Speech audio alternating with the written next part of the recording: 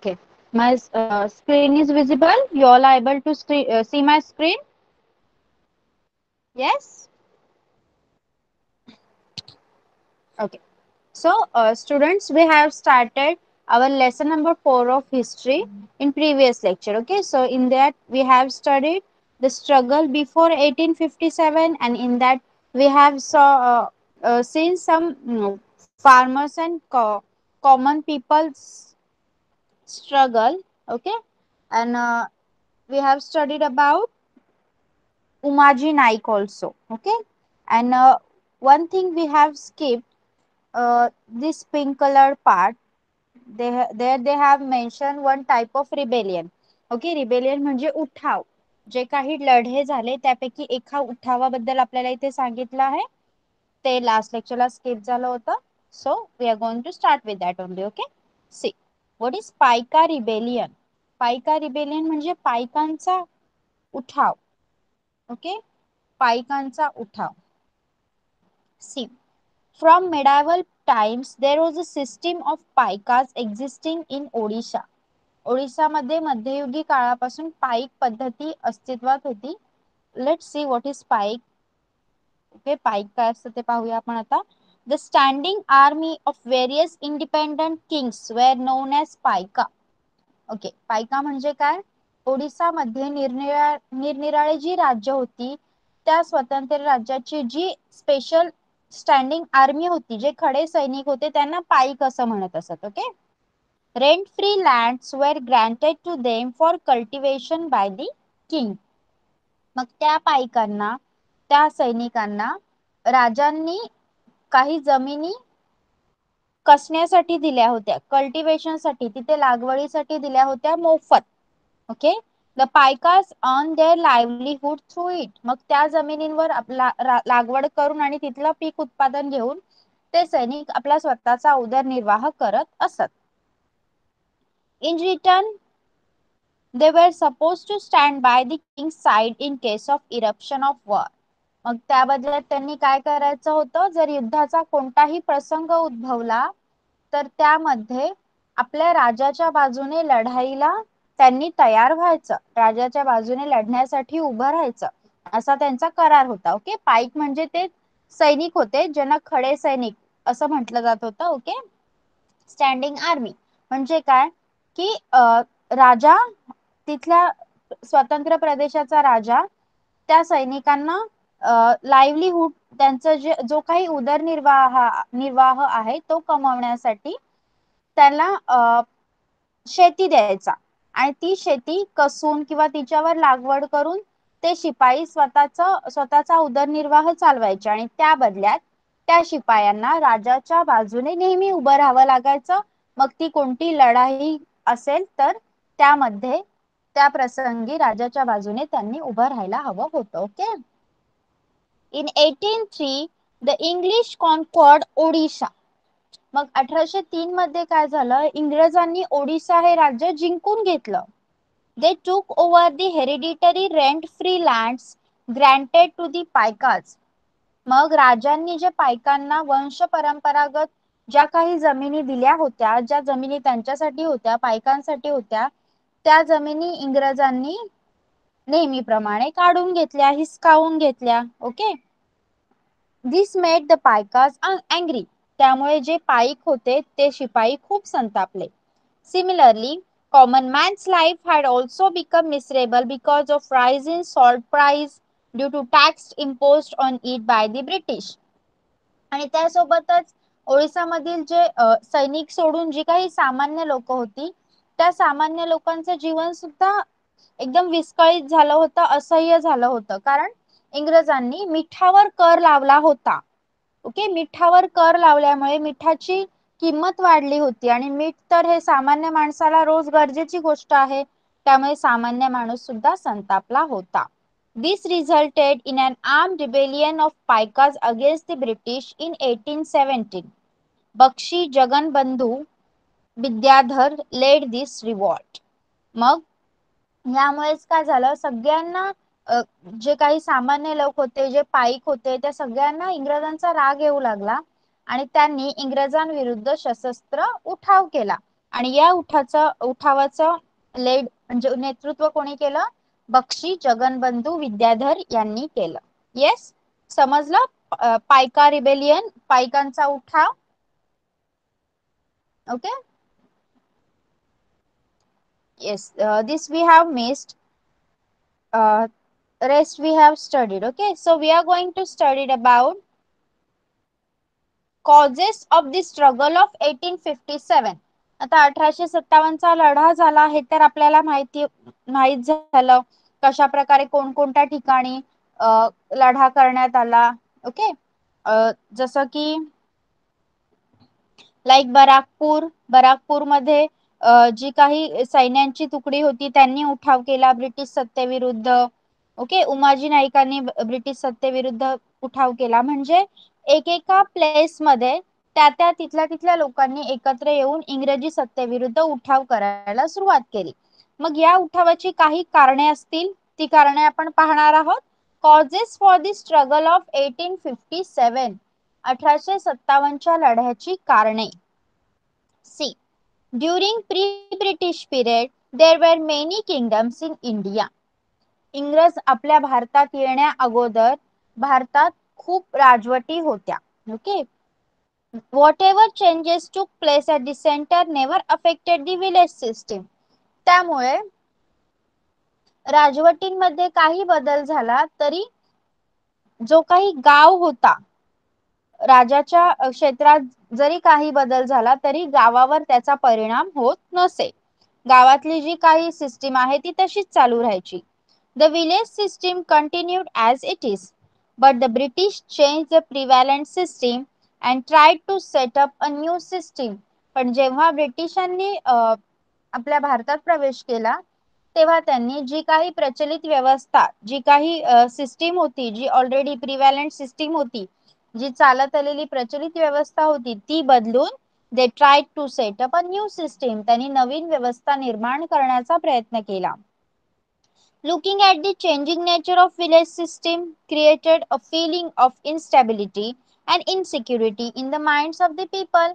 साहजिकच आहे, आपल्या घरात येऊन वेगळ्या कोणत्या तरी व्यक्तीने आपल्यावर काही निर्बंध लादले, आपली जी काही परंपरा आहे ती मोडण्याचा प्रयत्न केला. आपलं जे काही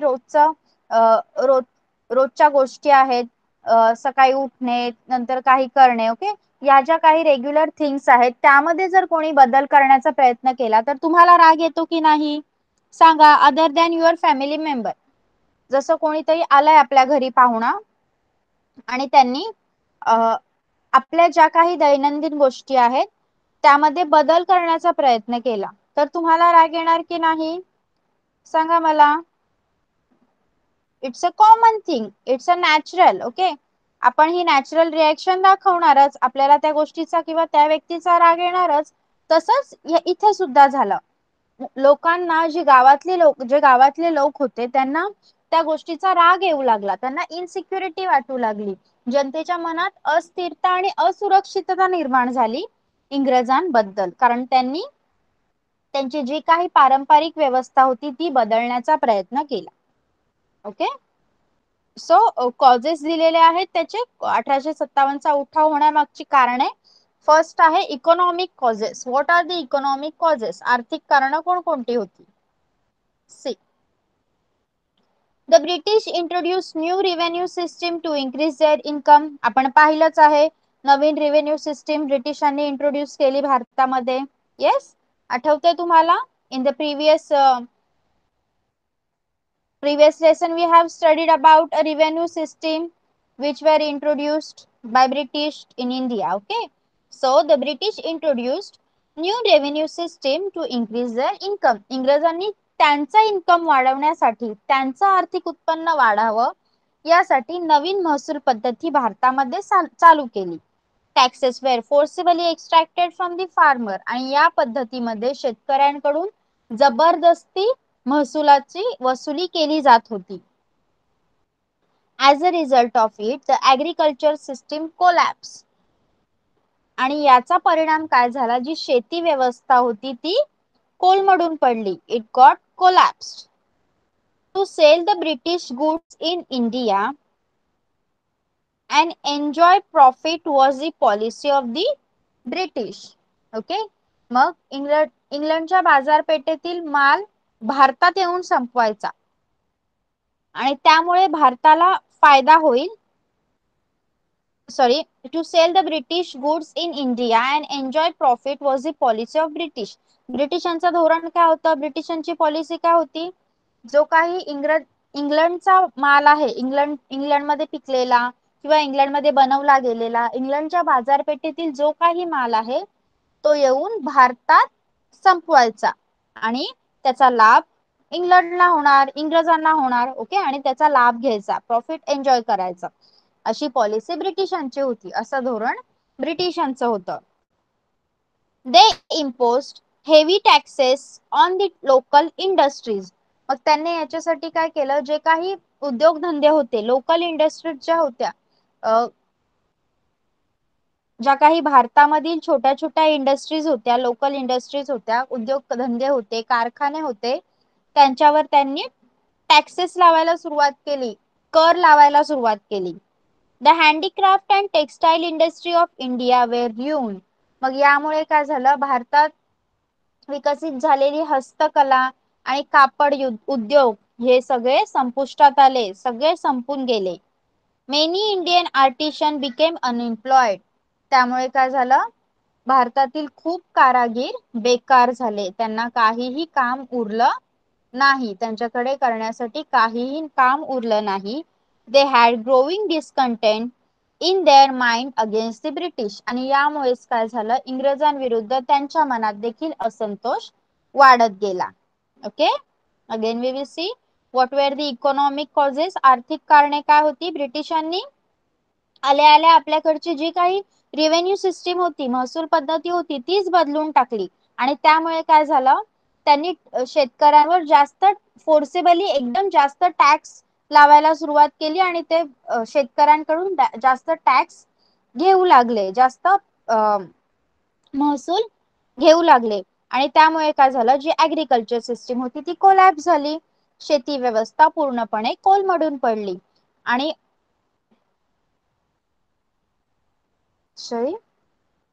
ओके, आणि त्यांची मेन पॉलिसी काय होती, ब्रिटिशांची मेन पॉलिसी होती की जो काही इंग्लंडच्या बाजारपेठेतला माल आहे तो येऊन भारतात विकणे आणि यामुळे कोणाला फायदा होणार होता, इंग्रजांना फायदा होणार होता. आणि त्यांनी ज्या काही लोकल इंडस्ट्री होत्या, जे काही उद्योग धंदे होते लहान मोठे आपल्या भारतामध्ये, त्यांच्यावर पण खूप मोठ्या प्रमाणात टॅक्स लावायला सुरुवात केली, त्यांच्याकडून खूप मोठ्या प्रमाणात महसूल त्यांच्यावर आकारला जाऊ लागला, जास्त प्रमाणात कर पैसे त्यांच्याकडून घेऊ लागले. आणि त्यानंतर काय केलं त्यांनी, जे काही हँडीक्राफ्ट अँड टेक्सटाईल इंडस्ट्री होती, म्हणजेच जे काही हस्तकला करणारे लोक होते, कापड उद्योग होते, या सगळ्यांना काय झालं, सगळे कोलॅप्स झाले, ते सुद्धा कोलमडून पडले. ओके, अँड देन त्यामुळे इंडियन आर्टिशन बिकम अनएम्प्लॉयड. आणि म्हणूनच काय झालं, जे काही भारतीय होते, भारतीय कारागीर होते, ते अनएम्प्लॉयड झाले, त्यांचं काम गेलं, त्यांना काहीही उदरनिर्वाहाचं साधन उरलं नाही आणि त्यामुळेच त्यांच्या इंग्रजांविरुद्ध त्या कारागिरांच्या मनात असंतोष निर्माण झाला. This was the economic reason. Okay, economic cause of struggle of 1857. Understood about economic cause? Yes, everyone, please let me know. Have you understood about economic cause? Okay. Okay. Now let's see about social causes. What are the social causes? What were the social causes? सामाजिक कारण कोणकोणती होती 1857चा उठाव होण्याच्या मागे? Okay, पहा.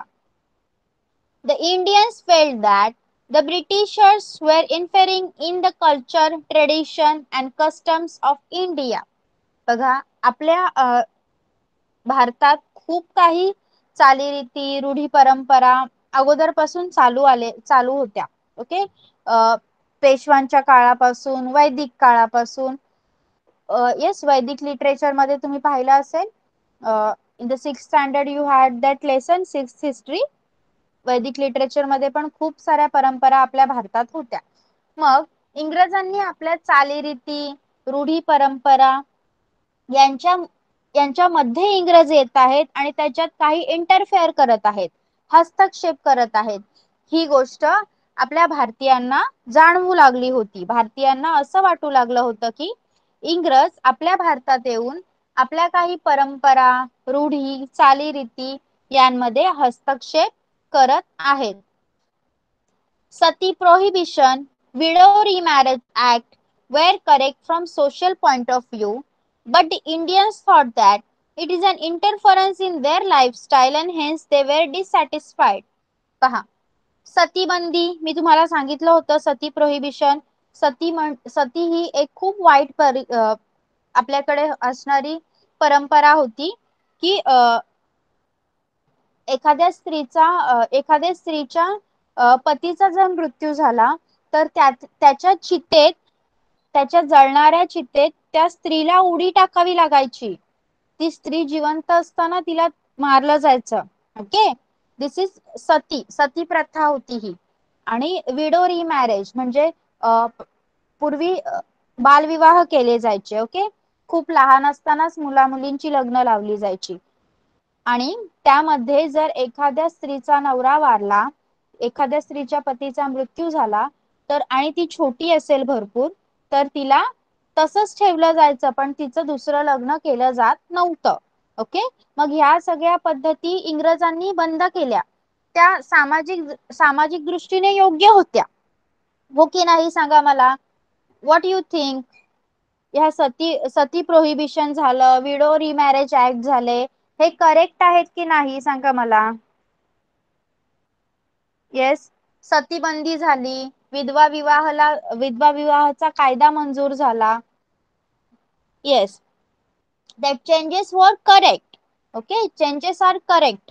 पण जे काही भारतीय होते त्या भारतीयांना सामाजिक दृष्टीने या गोष्टी योग्य होत्या, पण भारतीयांना असं वाटलं की आपली जी जीवन पद्धती आहे, आपले चालीरीती परंपरा पूर्वीपासून चालत आलेल्या आहेत, त्या अचानक येऊन इंग्रजांनी बंद केल्या.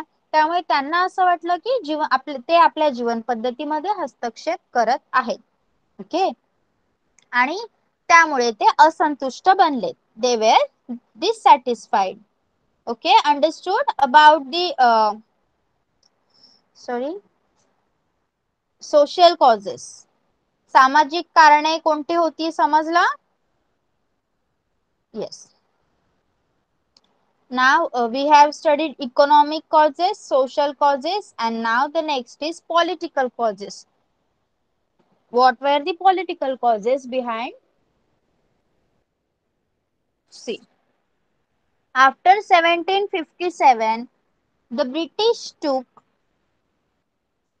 charge of many Indian states. बघा, 1757 पासूनच इंग्रजांनी काय केलं, भारतात असणारी बहुतेक राज्य आपल्या ताब्यात घेऊन टाकली. Okay, later Lord Dalhousie annexed many princely states on various causes. पुढे काय केलं, जो लॉर्ड डलहौसी होता, लॉर्ड डलहौसीने काय केलं, जी काही संस्थाने होती, ओके, संस्थाने, प्रिन्सली स्टेट म्हणजे तिथला राजपुत्र वगैरे ती संस्थाने चालवायचा, ते तिथल्या राज्याचा कारभार बघायचा. ही संस्थाने सुद्धा काही ना काही कारण शोधून अनेक्स म्हणजे खालसा केली, संपुष्टात आणली. The Nawab of Ayodhya. Yes Veda, why you are so late? 20 minutes have passed. Why you are so late? Yes, tell me what happened. Okay. Okay, see, the Nawab of Ayodhya was dethroned on grounds of maladministration, whereas the princely states of Satara, Nagpur, and Jhansi were annexed through the doctrine of lapse. पहा, अयोध्येचा जो नवाब होता त्याला गैरकारभार तो करत आहे असं निमित्त या लॉर्ड डलहौसीने केलं आणि त्याला त्याच्या पदावरून काढून टाकलं. त्यानंतर सातारा, नागपूर, झाशी ही संस्थाने तेथील राजाचा राजाने घेतलेला पुत्र हा दत्तक पुत्र आहे आणि दत्तक पुत्राचा वारसा हक्क नामंजूर केला गेला. ओके, दत्तक पुत्राला पुढे हे राज्य चालवता येत नाही असं सांगितलं गेलं आणि तो दत्तक पुत्राचा वारसा हक्क नामंजूर करून ती संस्थाने सातारा, नागपूर आणि झाशी ही संस्थाने सुद्धा खालसा केली गेली. तुम्ही मणिकर्णिका हा मूवी पाहिलाय का सांगा मला. Yes, have you seen Manikarnika? झाशीची राणी लक्ष्मीबाई यांच्यावर मूवी आहे. येस. ओके. सो जर तुम्ही तो पाहिला असेल तर त्यामध्ये तुम्हाला माहितीच असेल की झाशीच्या राणीचा जो पुत्र आहे तो मृत्यू पावलेला असतो. त्यामुळे ती तिच्या दरबारात असणाऱ्या एका सैनिकाच्या मुलाला दत्तक घेते. ओके, त्यामुळे या लॉर्ड डलहौसीने असं आणि त्या मूवी मध्ये पण दाखवलं आहे की प्रत्येक गोष्टीला इंग्रज त्यांच्या दरबारात येत असतात. म्हणजे तेव्हा इंग्रज आपल्याकडे कार्यरत होते. ओके, पण तिथे त्याच्यामध्ये सुद्धा दाखवलं आहे की तिने पुत्र दत्तक घेतलेला आहे आणि इंग्रजांनी काय केलं, जेव्हा त्यांच्याकडून विरोध होऊ शकला नाही त्या राजांना, तेव्हा त्यांनी त्यांची सत्ता भारतावर होती बरोबर, म्हणून त्यांनी स्वतःचे कायदे काढायला सुरुवात केली आणि त्यांनी एक असा कायदा काढला की जेथे दत्तक घेतलेला पुत्र असेल त्या दत्तक पुत्राला त्या संस्थानाचा वारसा हक्क दिला जाणार नाही. म्हणजे दत्तक पुत्र हा त्या राज्याचा राजा होऊ शकणार नाही असं बोलून त्याने इंग्रजांनी किंवा लॉर्ड डलहौसीने सातारा, नागपूर आणि झाशी या संस्थानांना राजाचा दत्तक पुत्राचा वारसा हक्क नामंजूर केला आणि ती संस्थाने खालसा केली. Due to the policies of Dalhousie, the Indians did not consider the British as trustworthy. मग डलहौसीनी ही काही धोरणे आपल्या भारतामध्ये अवलंबली सुरू केली, त्यामुळे भारतीयांमध्ये इंग्रजांविरुद्ध अविश्वास वाढत गेला. Yes, understood the political causes. See what they have did to us. काय काय केलं इंग्रजांनी आपल्या सोबत भारतात येऊन. Yes, understood about the political causes. Okay. Yes. Now discontent among Indian soldier. आता बघा जे काही इंडियन सोल्जर होते ते ब्रिटिशांची सरकार आपल्याकडे असल्यामुळे ते ब्रिटिश सरकारसाठीच काम करत होते. मग त्यांच्यात डिस्कंटेंट का निर्माण झाला असावा, हिंदी सैनिकांमध्ये असंतोष का निर्माण झाला असावा, that we are going to study now. See, the Indian soldiers were given low status by the British officers. पहा, जे काही हिंदी सैनिक होते त्यांना इंग्रज अधिकारी एकदम तुच्छतेची वागणूक देत असत. त्यांना समान जे काही ब्रिटिश ऑफिसर होते त्यांच्यासारखी समान वागणूक दिली जात नव्हती. They could not gain any post higher than the subedar. आणि त्यांना सैन्यामध्ये सुभेदारापेक्षा वरचं पद दिलं जात नव्हतं. They were paid less compared to the British soldier. जे काही ब्रिटिश सैनिक होते, गोरे सैनिक होते, त्यांच्यापेक्षा पगार हा हिंदी सैनिकांना कमी दिला जायचा. Okay, the allowances were also gradually decreased. आणि त्यांना सुरुवातीला जे काही भत्ते दिले जायचे ते सुद्धा कमी होऊ लागले हळूहळू. Due to this reasons there was growing discontent among the Indian soldier. आणि या सगळ्या कारणांमुळे भारतीय सैनिकांमध्ये इंग्रजांविरुद्ध असंतोष वाढत गेला. ओके,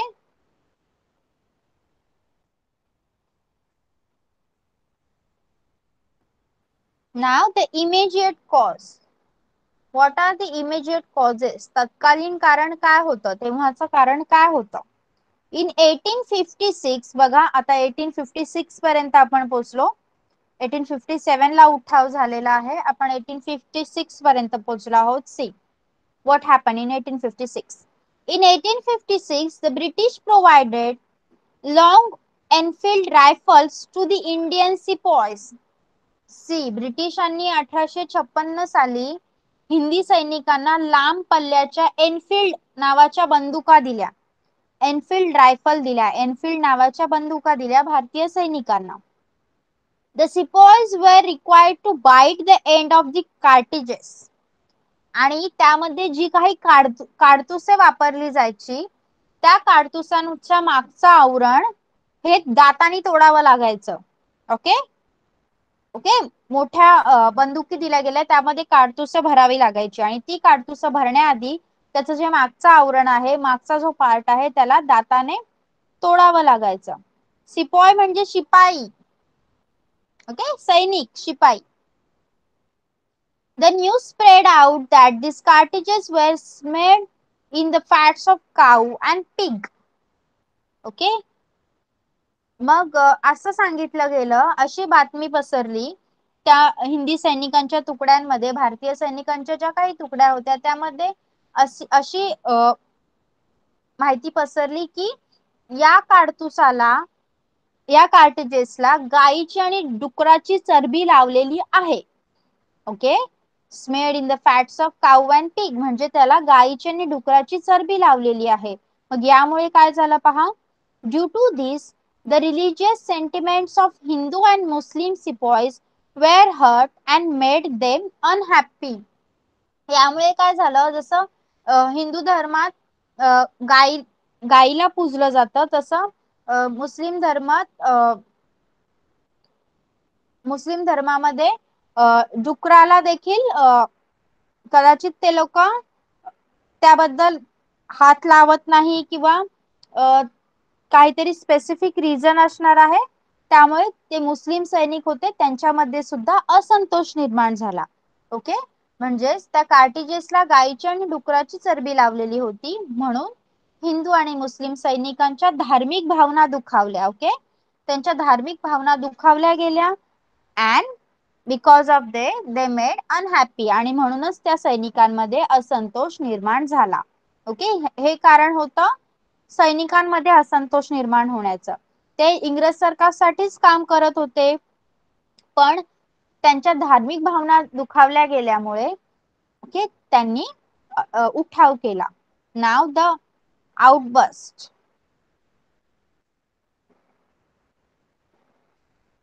आउटबस्ट कशा प्रकारे झाला, नक्की वणवा कसा पेटला. Disciplinary action was taken on those sepoys who refused to use the smeared cartridges and were given severe punishment. बघा, आता इंग्रजी सत्तेत कार्यरत असलेल्या भारतीय सैनिकांनी जे हिंदू आणि मुस्लिम होते त्यांचे धार्मिक भावना दुखावल्यामुळे त्यांनी काय केलं, त्यांनी सांगितलं की आम्ही या काडतुसांचा उपयोग करणार नाही. हिंदू सैनिकांनी सांगितलं आणि मुसलमान सैनिकांनी सुद्धा सांगितलं की आम्ही हे गाय आणि डुकराच्या चरबीचा आवरण लावलेल्या काडतुसांचा उपयोग करणार नाही. मग इंग्रजांनी काय केलं, ज्या सैनिकांनी हे कार्टिजेस वापरायला विरोध केला त्यांच्यावर ह्या इंग्रजांनी कारवाई केली आणि त्यांना शिक्षा करण्यात आल्या. Mangal Pandey from Barrackpore cantonment shot an English officer as a reaction to unjust nature of British officer. मग या सैनिकांना शिक्षा देण्यात आल्यामुळे बराकपूरच्या छावणीत असणारा मंगल पांडे यांनी काय केलं, इंग्रज अधिकाऱ्याच्या अन्यायी वृत्तीला विरोध करण्यासाठी एका ब्रिटिश अधिकाऱ्यावर गोळी झाडली. Mangal Pandey was arrested and hang to death. Mangal Pandey यांना अटक करण्यात आलं आणि त्यांना फाशी देण्यात आली. This news spread like fire आणि ही बातमी आगीसारखी सगळीकडे पसरली. The entire regiment of Indian sepoys at Meerut took part in freedom struggle and marched towards Delhi. मग आता मेरठ छावणीमधील जे काही हिंदी सैनिक होतं त्या सगळ्या हिंदी सैनिकांनी मंगल पांडेच्या हत्येचा विरोध करण्यासाठी ते एकत्र आले आणि ते सगळे सैनिक दिल्लीच्या दिशेने, दिल्लीच्या रोखाने निघाले. Thousands of Indians voluntarily joined them on the way.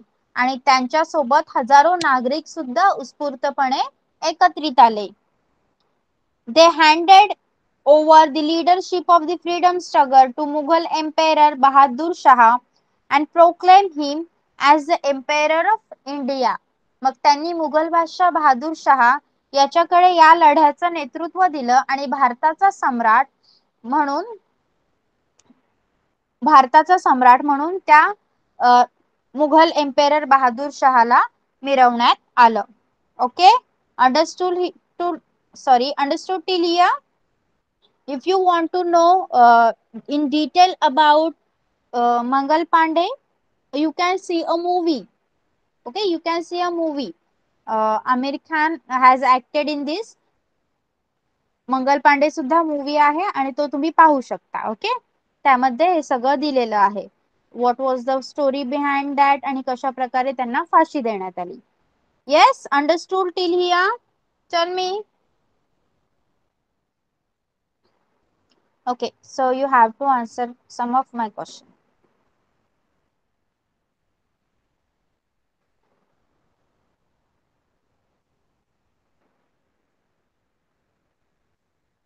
Okay, so can you explain the role of Umaji Naik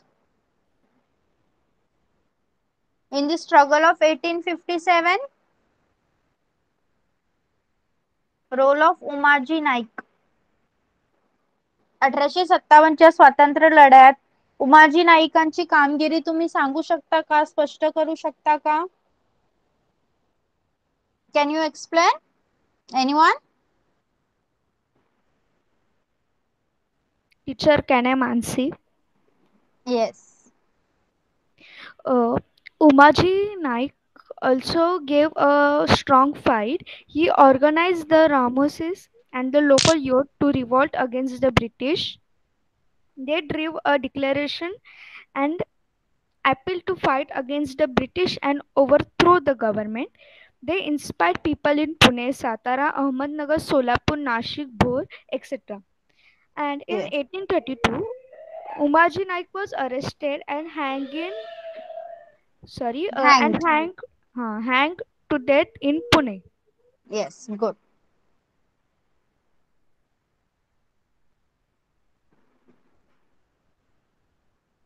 Okay. Which Indian tribes rebelled against British? Which Indian tribes rebelled against British? Tell me the names of tribes with their region. Which Indian tribes took, sorry, which Indian tribes rebels against British? भारतातील कोणत्या जमाती उठावामध्ये एकत्रित आल्या? Yes, Mansi. Yes, teacher. Consequently, Bihar, Kolam area of Chota Nagpur, Gonds of Orissa, Santals of Bihar fought against the British. Okay, good. Yes, can you explain the economic causes? Economic causes of struggle of 1857. Yes, anyone? Okay, Rudra.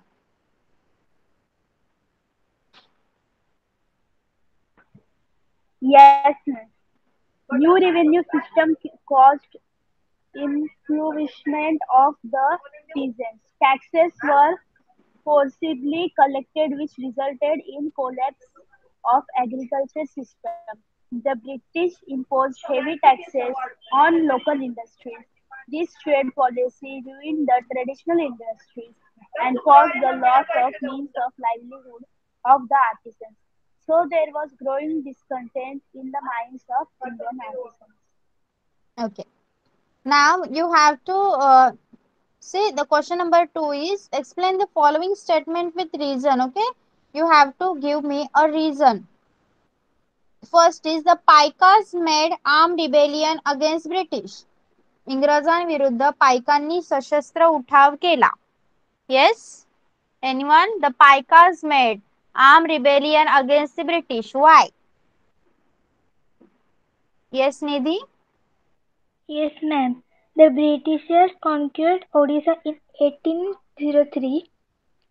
They confiscated the hereditary rent-free land granted to the Paikas by king.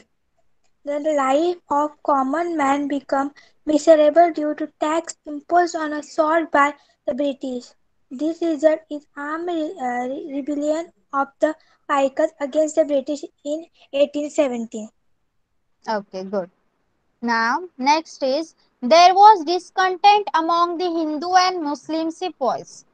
Hindu आणि मुस्लिम सैनिकांमध्ये असंतोष निर्माण झाला. Yes, Rudra.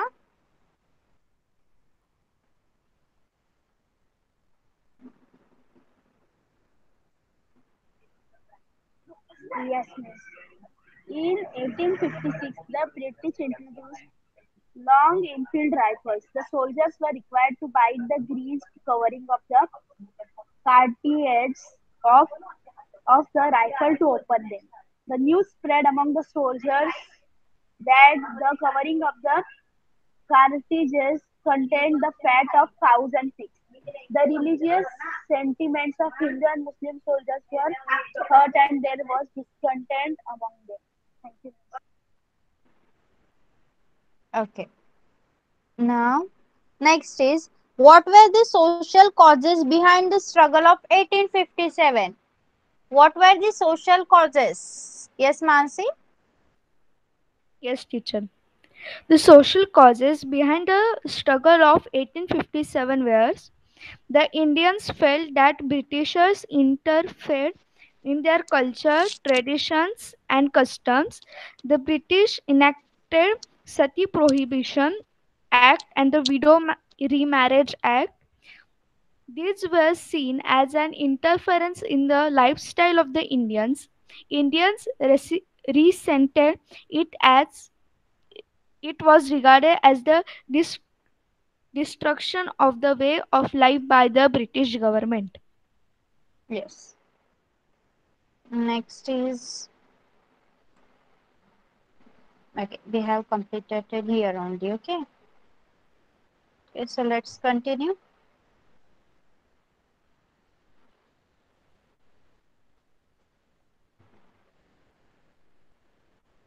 Okay. Can anyone explain something about Mangal Pandey?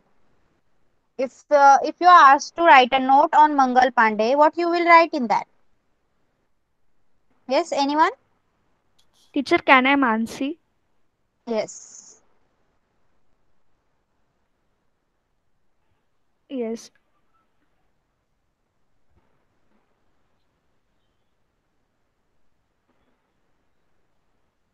Um,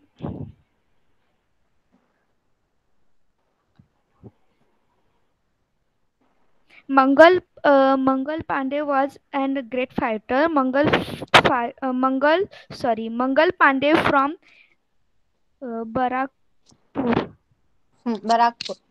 Barakpur contempt shoot on an English officer as a reaction because they know that the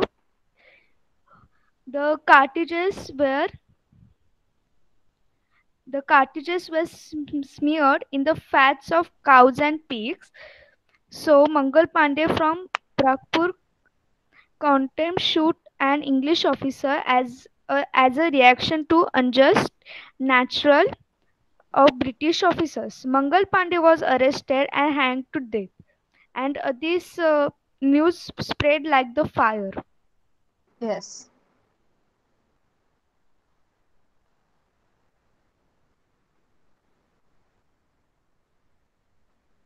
Okay. Uh, okay, let's continue with the lesson. Next is scope of the struggle म्हणजे लढ्याची व्याप्ती कुठपर्यंत होती कशी होती say the self confidence of the sepoys increase with the capture of Delhi Delhi ताब्यात घेतली आणि सैनिकांचा आत्मविश्वास वाढला it also gave inspiration to other soldiers आणि ते पाहून बाकी असणार भारतात इतर ठिकाणी जे काही सैनिक होते त्यांना सुद्धा इन्स्पिरेशन मिळालं प्रेरणा मिळाली the revolt soon spread in north India आणि त्यामुळे या उठावाचा जो काही प्रसार होता तो उत्तर भारतामध्ये व्हायला सुरुवात झाली the Indian soldiers revolted in cantonments from Bihar to Rajputana मग बिहार पासून राजपुताना पर्यंत इंग्रज छावणीतील जे काही हिंदी सैनिक होते त्यांनी इंग्रजांविरुद्ध बंड पुकारला revolted they started revolting The revolt spread in Lucknow, Allahabad, Kanpur, Banaras, Bareilly and Jhansi. See, Lucknow, Allahabad, Kanpur, Banaras, Bareilly, झाशी या ठिकाणी सुद्धा उठावाला प्रारंभ झाला. Later it spread to South India. आणि नंतर तो उठाव कुठे पसरत गेला? दक्षिण भारतापर्यंत पसरला. In the revolt, Chhatrapati Pratap Singh of Satara and his officer Rango Bapuji, Chima Saheb of Kolhapur, Balasaheb Bhave of Nargun, Bhagoji Naik of Ahmednagar were in the forefront. आणि या उठावामध्ये नागपूर, सातारा, कोल्हापूर, नगरगुण या ठिकाणचे जे काही संस्थानिक होते, जसे सातारचे छत्रपती प्रताप सिंग, कोल्हापूरचे चिमासाहेब, नरगुंजचे बाबासाहेब भावे, ओके, अहमदनगर जिल्ह्यातील भागोजी नाईक, या सगळ्यांनी या लढ्यात सहभाग घेतला आणि ते वर ॲट दी फोरफ्रंट, ते या लढ्याच्या अग्रभागी होते. Royal queens of Peth, Surgana from Nashik district also participated in this struggle. बघा, नाशिक जिल्ह्यामधील पेठ आणि सुरगाणाच्या राणी यासारख्या या राणीसारख्या स्त्रिया देखील या उठावामध्ये सामील झाल्या. Okay. In 1857, under the leadership of Qajar Singh, the Bhils revolted, whereas Shankar Shah led the revolt in Satpura region. बघा, 1857 मध्ये खानदेशामधील कजार सिंग यांच्या नेतृत्वाखाली भिल्ल जमातीतील लोकांनी उठाव केला आणि सातपुडा परिसरात शंकर शहांनी या लढ्याचं नेतृत्व केलं. 400 female Bhils participated in the revolt at Khandesh. मग खानदेशामध्ये जो उठाव झाला त्या उठावामध्ये 400 भिल्ल स्त्रियांनी भाग घेतला होता. Okay. Understood. The scope of struggle कशा प्रकारे पसरला, 1857च्या उठावाची व्याप्ती कशी होती, कशा प्रकारे पसरला. सी अगेन, पहिल्यांदा दिल्ली ताब्यात आल्यामुळे शिपायांचा आत्मविश्वास वाढला आणि त्यांना पाहून इतर ठिकाणामधील जे शिपाई होते त्यांचा देखील आत्मविश्वास वाढला, त्यांना देखील प्रेरणा मिळाली. त्यानंतर the revolt soon spread in North India. उत्तर भारतामध्ये हा उठाव पसरायला सुरुवात झाली. बिहार आणि राजपुतानापर्यंत सुद्धा इंग्रज छावणीतील जे सैनिक होती त्यांनी इंग्रजांविरुद्ध बंड पुकारले. त्यानंतर लखनौ, अलाहाबाद, कानपूर, बनारस, बरेली, झाशी या ठिकाणी सुद्धा उठाव व्हायला सुरुवात झाली आणि नंतर पुढे तो उठाव दक्षिण भारतापर्यंत पसरला. त्यानंतर नागपूर, सातारा, कोल्हापूर, नरगुंद येथील जे काही संस्थानिक होते ते या उठावाच्या अग्रस्थानी उभे राहिले. 1857 मध्ये भिल्लांनी या उठावात भाग घेतला आणि त्यांचं नेतृत्व कजर सिंग यांनी केलं. ओके. आणि खानदेशामध्ये जो उठाव झाला त्यामध्ये 400 भिल्ल स्त्रियांनी भाग घेतला. Yes, understood. Yes. Next, let's see the next. Leadership of the struggle. मग या स्ट्रगलचं लीडरशिप म्हणजे या लढ्याचं नेतृत्व कोणी कोणी केलं ते पाहणार आहोत आपण. During the 18th CA, after the weakening of Mughal empire, invaders like Nadir Shah, Abdali attacked India. बघा, 18व्या शतकात जेव्हा मुघल साम्राज्य दुबळं झालं, मुघल साम्राज्य मोडकळीस आलं, त्यामध्ये सत्ता उरली नाही, तेव्हा नादिर शाह आणि अब्दाली यांसारखे जे परकीय राज्यातील लोक होते, परकीय राष्ट्रांतील लोक होते, त्यांनी हिंदुस्थानावर आक्रमण करायला सुरुवात केली. The Marathas understood that Mughal Empire cannot react to this foreign invasion and took up the responsibility of safeguarding India. मग आता मुघल साम्राज्य मोडकळीला आलं आहे आणि मुघल साम्राज्य या बाहेरील जे काही इन्व्हेडर्स आहेत, परकीय आहेत, जे आक्रमण करत आहेत, त्यांना तोंड देऊ शकत नाही, त्यांना थांबवू शकत नाही. त्यामुळे हिंदुस्थानाला परकीय आक्रमणापासून वाचवण्याची जबाबदारी आणि हिंदुस्थानाच्या रक्षणाची जबाबदारी मराठ्यांनी घेतली. Okay. Maratha took the responsibility of safeguarding India. The Marathas fought against Abdali at Panipat for the same reason. यामुळेच पानिपतवर अब्दाली विरुद्ध लढाई करण्यात आली. ओके, अब्दाली सोबत लढाई करण्यात आली.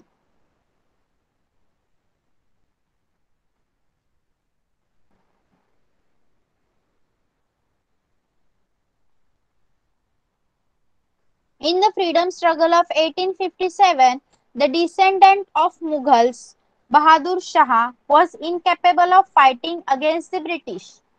बघा, 1857च्या स्वातंत्र्य लढ्यात मुघल साम्राज्याचा वारसदार असणारा बहादूर शहा हा इंग्रजांविरुद्ध असमर्थ आहे, लढण्यात असमर्थ आहे. He was incapable of fighting against the British. तो इंग्रजांविरुद्ध लढू शकत नाही हे समजलं. Understanding the condition, Nanasaheb Peshwa, Rani Lakshmibai of झाशी and Tatya Tope took up the charge of the freedom struggle of 1857. मग बहादूर शहा ही लढाई लढू शकत नाही म्हणून बहादूर शहाला पुढे ठेवून त्याचं नेतृत्व मान्य करून नानासाहेब पेशवे, झाशीची राणी लक्ष्मीबाई, तात्या टोपे यांनी 1857च्या लढ्याची सूत्र, त्याचा चार्ज आपल्या हातात घेतला. Its effect could be seen on the Hindu Muslim unity in this struggle. आणि याचा परिणाम असा झाला की स्वातंत्र्य लढ्यात हिंदू मुस्लिम बांधव हे एकत्र आले, त्यांचं ऐक्य दिसून आलं. Maulvi Ahmad Ullah, Kunwar Singh, Mughal commander Bakht Khan, Begum Hazrat Mahal led the revolt in various region. मग यामध्ये मौलवी अहमद उल्ला, कुंवर सिंग, मुघल सेनापती बख्त खान, देन बेगम हजरत महल या ठिकाणी या सगळ्यांनी वेगवेगळ्या ठिकाणी उठावाचं नेतृत्व केलं.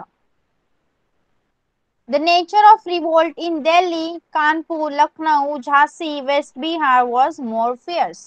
मग या सगळ्यांनी वेगवेगळ्या ठिकाणी लढ्याचं नेतृत्व केलं. त्यामध्ये दिल्ली, कानपूर, लखनौ, झाशी इथे जे आणि पश्चिम बिहार इथे जे लढे झाले त्या लढ्याचं स्वरूप अतिशय उग्र होतं. मोठ्या प्रमाणात तिथे लढे झाले. Okay, understood till here? See, they have given us some images. Tatya Tope, Rani Lakshmibai, Begum Hazrat Mahal and Kunwar Singh. Okay, so I think we are going to stop over here now. Yes, you all are okay? Can we stop over here? You all have understood whatever I have taught you today? Yes, so okay, whatever question I have asked you, that I am going to post on our Google Classroom and you have to write and attach. Okay? Yes, so we are going to stop over here. You can leave the class. Bye bye everyone. Bye, Miss. Bye, ma'am. Bye. Thank you, ma'am. Yes, welcome. Bye.